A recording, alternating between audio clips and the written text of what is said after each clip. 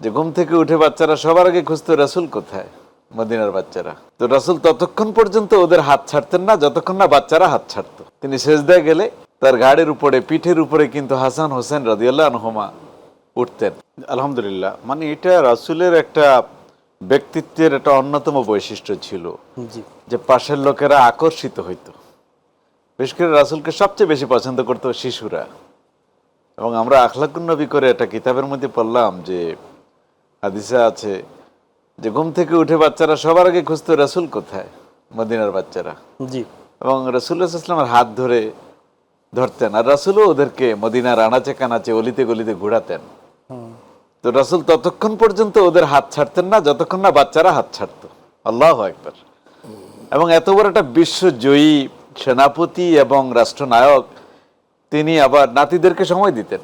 তিনি সেজদায় গেলে তার ঘাড়ের উপরে, পিঠের উপরে কিন্তু হাসান হোসেন রাদিয়াল্লাহু আনহুমা উঠতেন। এ কি চিন্তা করা যায়? আমাদের মধ্যে কি কম্বিনেশন আছে? আমরা দেখা যায় যে একটু বাইরে সময় দিলে আমার সংসারে সময় দিতে মানে পারি। তিনি নামাজের মধ্যেও তার ঘাড়ে উঠতো। হ্যাঁ, এবং আপনি দেখেন এই রাসূল আবার খেয়াল করতেন যে এই ছোট বাচ্চাকে দুধ খাওয়া এমন মায়েরাও আবার জামাতে হাজির হয়েছে, এই জন্য সূরা আবার ছোট নিতেন। আল্লাহু আকবার। এই জন্য আল্লাহ রাসূলকে নিয়ে আপনি যত অধ্যয়ন করবেন, যত আলোচনা করবেন, বিস্মিত হবেন।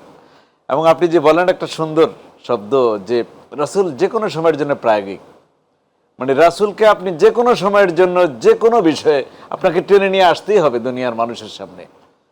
এজন্যে সাহাবায়ে কেরাম বলেন, শ্রমিক শ্রেণীর কথা বলেন, বাচ্চারা বলেন, আরও যারা আছে, ইভেন অমুসলিমরা, প্রত্যেকের জন্য রাসূল আদর্শ স্থানীয় ছিলেন। এবং আমি মনে করি যে কিয়ামত অবধি উনি আমাদের জন্য উসওয়া হাসানা থাকবেন, উত্তম আদর্শ।